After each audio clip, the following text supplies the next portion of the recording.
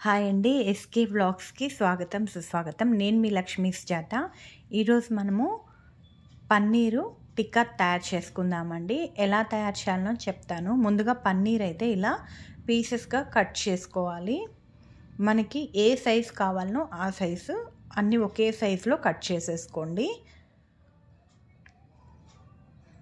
తర్వాత ఒక క్యాప్సికమ్ అండి, బాగా గట్టిగా ఉండే క్యాప్సికమ్ ఒకటి, ఒక ఆనియన్, ఒక టమాటో తీసుకోవాలి. వీటిని కూడా ముక్కల కింద కట్ చేయాలి. స్క్వేర్ లాగా వచ్చేటట్టుగా కట్ చేసుకోండి. ఇంకా నేను ఎలా కలుపుతున్నానో, దీనికి ఎలా మిక్సింగ్ చేయాలనో పన్నీర్ని అవి క్యాప్సికమ్ అవి చూద్దామండి. ముందుగా ఒక బౌల్ అయితే తీసుకోవాలి. కొంచెం గట్టిగా ఉండే పెరుగు అయితే తీసుకోండి.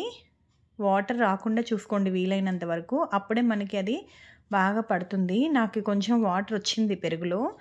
మీరైతే గట్టిగా ఉండే పెరుగు వడకట్టుకొనైనా తీసుకోండి, పర్లేదు. గట్టిగా ఉండే పెరుగు తీసుకోండి, 1 కప్పు. తర్వాత కాస్త పసుపు వేసుకోవాలి.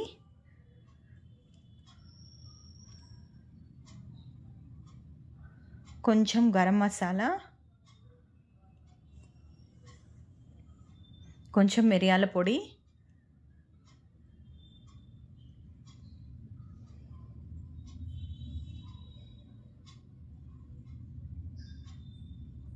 కొద్దిగా ధనియాల పౌడర్ వేసుకుంటున్నానండి. ఇది వేయించుకున్న ధనియాలు పొడి చేసుకున్నాను, ఆ పౌడర్ని వేసుకున్నాను. అలాగే సాల్ట్ సరిపడా వేసుకోండి. మనము టేస్ట్ చేసుకొని తక్కువ ఉందనుకుంటే మళ్ళీ కూడా వేసుకోవచ్చు. తర్వాత కారం అండి, ఇది కాశ్మీరీ చిల్లీ పౌడర్ అంటారు కదా, అది. తర్వాత నేను ఇంట్లో పట్టుకున్న కారపొడి, కొంచెం ఫుడ్ కలర్, ఇది మన ఇష్టం అండి.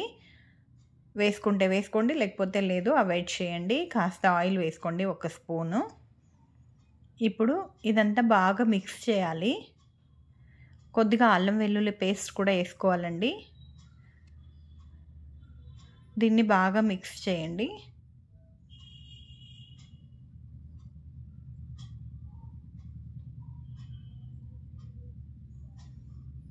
ఇలా మిక్స్ చేసుకున్న దాంట్లో ఈ పన్నీర్ పీసెస్, అలాగే క్యాప్సికము, టమాటో, ఆనియన్ అన్నీ కూడా బాగా కలిపెట్టండి వేసేసి.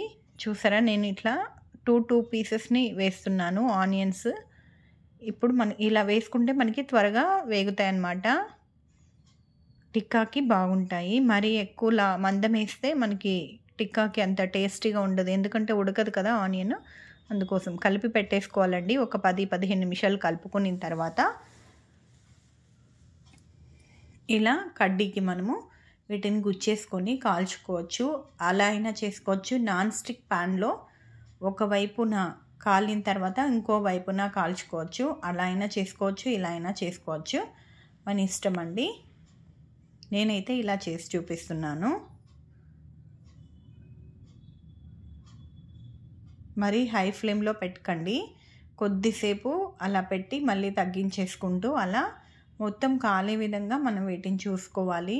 ఇది ఫస్ట్ పెట్టంగానే కొంచెం సేపు హై ఫ్లేమ్లో పెట్టుకోండి, మళ్ళీ కాసేపు తగ్గించండి. అలా అడ్జస్ట్ చేసుకుంటూ కాల్చుకోండి.